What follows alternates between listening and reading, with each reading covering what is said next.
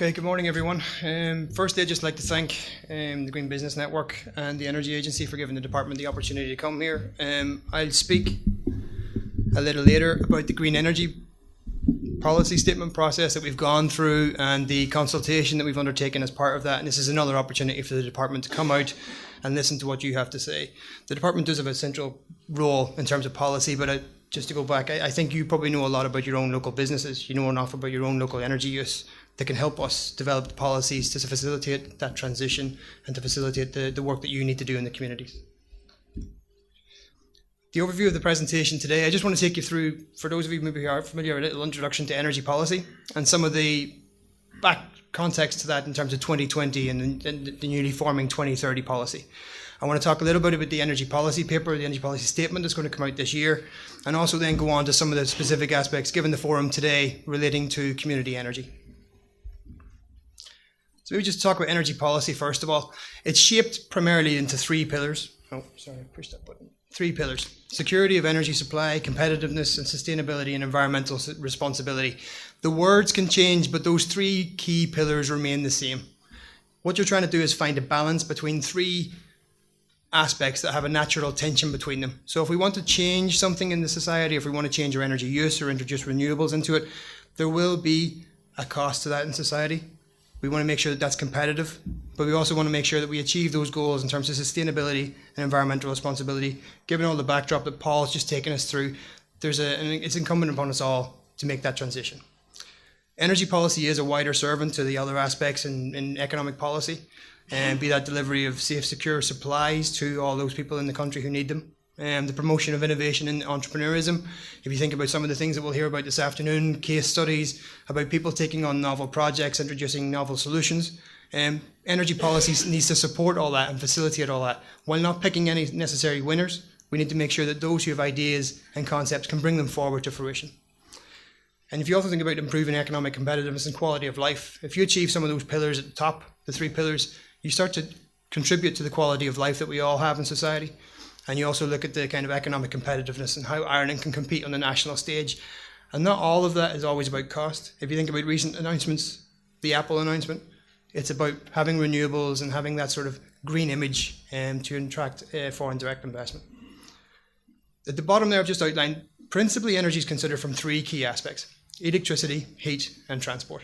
So electricity and transport are things that people are aware of, but people automatically think of fossil fuels, gas, oil, etc., etc. I think we need to move that thinking towards heat. How do we use heat and how do we generate heat? And that's a broader context. To talk about some of the European policy, in 2020, you may be aware, the Climate and Energy Package set binding legislation to ensure the European Union achieves certain things. That would be a 20% reduction in emissions, 20% increase in energy efficiency, and a 20% increase in renewables. And they have four principal measures that they undertook to do that. The first one was setting renewable targets at member state level. So they brought forward a renewable energy directive. And under that, that's where Ireland achieved, or was presented with a 16% overall renewable energy target. We've set about trying to achieve that through 40% of our electricity, 10% of our transport, and 12% of our heat to come about through renewable sources by 2020. The other aspects are a reform of what was the existing EU emissions trading scheme to try and put a price on carbon and use that system to make people transition to a lower carbon economy. The other one was emissions targets at member state levels that Paul referred to earlier. And the final one was legal framework for carbon capture and storage. It's not so much in an Irish context all that important. What we've said is we're going to watch what happens. The development of carbon capture and storage is quite expensive. It's basically storing a load of carbon in a location. We've said we'll watch internationally what happens, and maybe we'll adopt these technologies as other countries develop them. So not so much of an importance in an Irish context. So given that 2020 backdrop, how have we got on to date? To go back to what Paul was saying earlier, we've got about 6.5 billion of investments in 2013. And that's a huge opportunity in terms of being able to address that and to achieve that. What we've done to date, and some of the figures that have come out, if you look at 2012, the introduction of renewables, and this report was done by SEAI last year, it'll be available on their website, avoided between 250 and 280 million of fossil fuel imports in 2012. It also brought about a carbon saving, which adds an additional 10 to 20 million to that figure. How we've achieved that is the progress against 2020 targets, and I've presented these at the end of 2013, which is the most up-to-date analysis that we have. The 16% overall figure, so our overall energy, we've achieved 7.8% in 2013. The 40% of electricity demand, so the top one there is the 16% is our overall target. That's what we need to achieve at EU level. The following three are how we said we're going to try and do that. So the 40% of electricity demand, we've achieved 20.9% in 2013, and 16.5% of the overall figure was wind. So predominantly a wind solution at the moment. 10% of transport, we've got to about 2.8%, and 12% of heat, 5.7% is what we've actually achieved. So the targets are the figures on the left, and what we've achieved is the figure just to the right, the 7.8, 20.9, 2.8, and 5.7. So we've done quite well to date, but there's a lot of challenges that still exist in terms of getting from those figures on the right to the figures on the left in a 2020 timeframe. I've just outlined some of the figures to show you what, from an electricity perspective, what generation we've connected in the time, and we've done quite well. Over 2,200 megawatts of wind, over 2,500 megawatts of renewable generation, and hydro and biomass make up the remainder. And as I said at the bottom, there are real challenges to overcome, which I'll talk about now. In achieving that 2020 target, there's still a significant investment is required in Ireland. From a generation perspective, we need to keep up with our generation build rate and actually increase it to 2020 to try and get to those 2020 electricity penetration targets.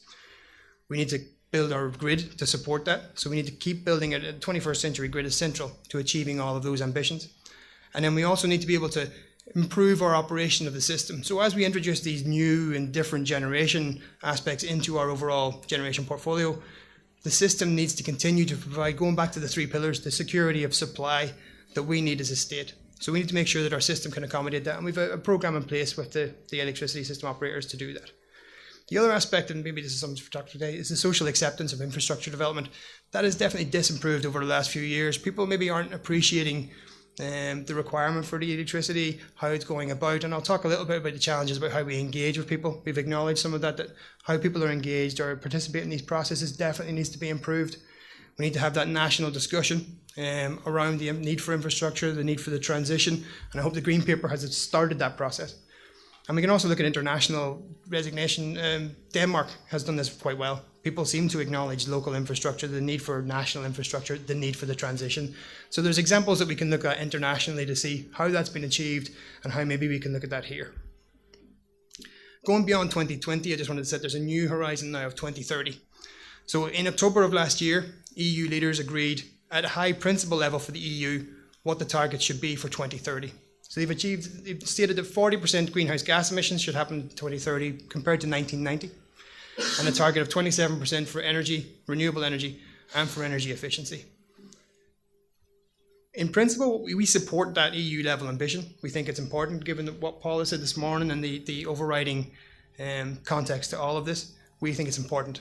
What we're doing now is negotiating, I suppose, the allocation at a member state level, and going back again to the three pillars that I've pulled through this presentation, to make sure that that's competitive, to make sure that as an island nation on the side of Europe we have security of supply, and to make sure that we achieve and give our achievement and ambition to that environmental goal. We need to make sure we come up with a contribution from Ireland that's fair, technically feasible, and cost effective. And that's a key component of the negotiations over the next year or so, to look at those 2030 targets and the allocation of them at member state level. To facilitate all of that, we've tried to look at a national debate now in terms of Irish energy policy and where and how should we direct energy policy in Ireland to get us to those points and to those big mile marks and milestones that we want to achieve. Why are we doing that? Going back to the three pillars, taking it to a European context and within the international UN. And I know Paul put up a number of graphs to do with the International Government Panel on Climate Change. And to go away from the graphs, we just maybe look at one of the quotes. Just to read from it: if left unchecked, climate change threatens irreversible and dangerous impacts, but options exist to limit its effects. That was one of the key people on the Intergovernmental Panel on Climate Change. And I think we need to use that, plus the European context that I've just talked about, in terms of influence and looking at our own energy policy.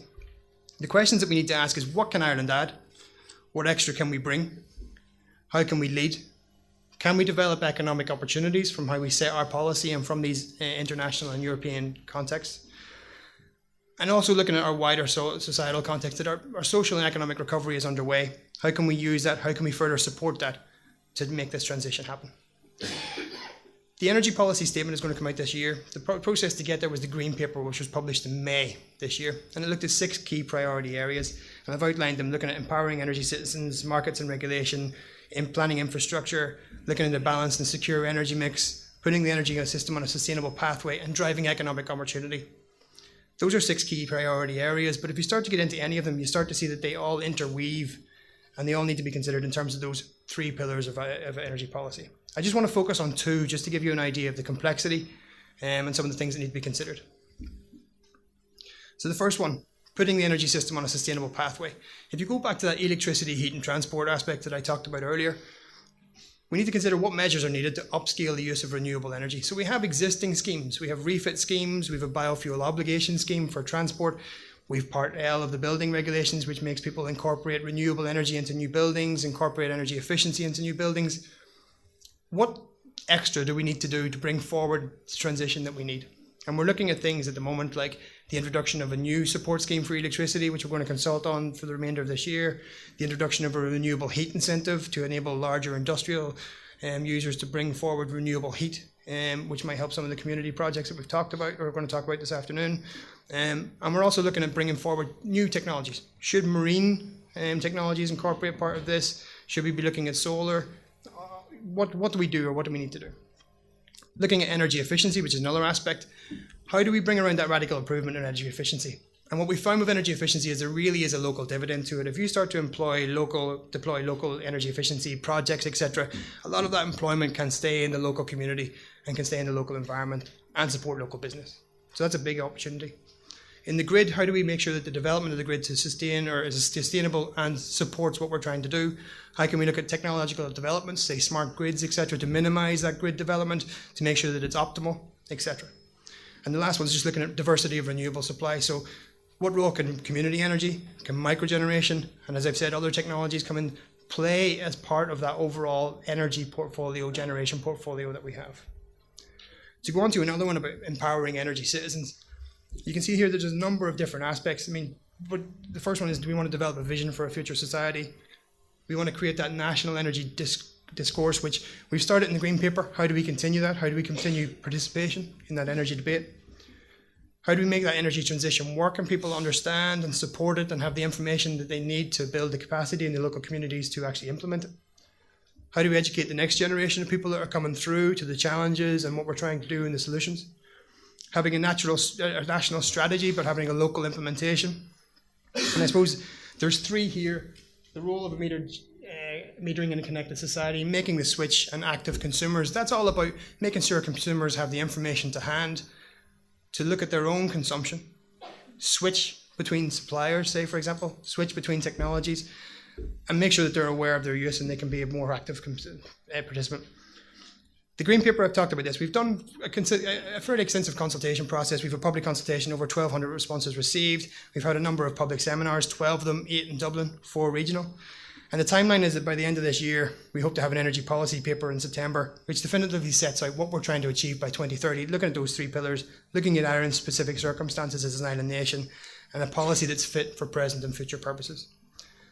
One aspect of that to talk about the forum today is community engagement. In 2012, we published a policy statement on the strategic importance of transmission and other energy infrastructure, and there was an undertaking in that consultation and engagement with communities at an early stage was critical to the development of infrastructure. The Green Paper on Energy Policy looks at building upon societal acceptance. The process itself has allowed participation. Forums like today have allowed participation. How do we continue that?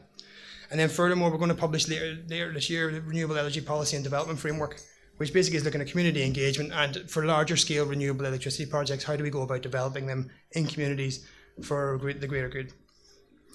Community energy is the last aspect. And I just want to tell you, there are several models for this. People have talked about community energy and energy communities. Different models exist in all different member states, from community benefit to community ownership. What options do we want, or what are the right options? We've heard a number of barriers that exist, not least making sure community members have adequate information to build that capacity to take on those projects, access to finance, access to grid, and providing a platform whereby communities can avail of payments for electricity, participate collectively in power purchase agreements, looking at power matching in local communities. All of these need to be addressed. So just in conclusion, energy policy shaped by 3 pillars must serve societal needs. So we've looked about that and the balance between those and the tension between those. We have a world-class electricity resource, and we need to, looking at that UN and EU context, we need to play our part. It's just making sure that that's in the right way and is in an appropriate fashion. We want to be a world leader. We also need to look at international best practice and community engagement. We've done very well in terms of leading the way on our renewables, but we need to understand how we can better participate with those in communities and as a nation understand what we need to do and how we need to do it.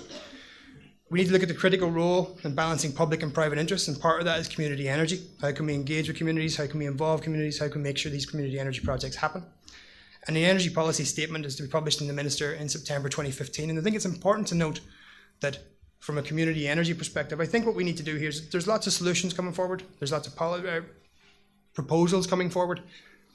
Nobody probably knows at this point what model or what solution is correct in terms of community energy. So I think we need to come up with a policy that supports what you need to do in the communities, that facilitates what you need to do in the communities, but doesn't pick any winners and losers and really facilitates that process to happen. So that's all I have. So I don't have questions and answers for later.